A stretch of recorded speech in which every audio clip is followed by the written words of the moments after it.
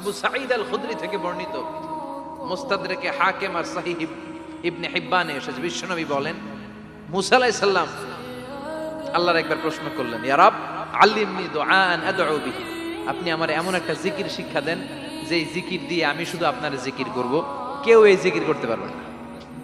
এই জিকির জানবো শুধু আমি, আর জানবেন কথা কোন? প্রশ্ন করছে কে? হ্যাঁ, কাকে করেছে?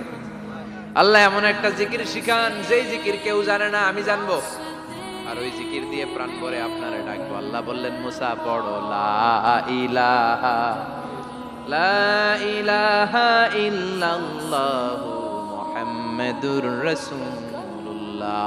মুসা আলাইহিস সালাম বললেন আল্লাহ চাইলাম কি, কইলেন কি? লা ইলাহা তো জাতীয় জিকির, এটা তো আন্তর্জাতিক জিকির, এটা জানে না এমন কেউ নাই, এমনকি হিন্দু ভাইরাও জানে কথা কন।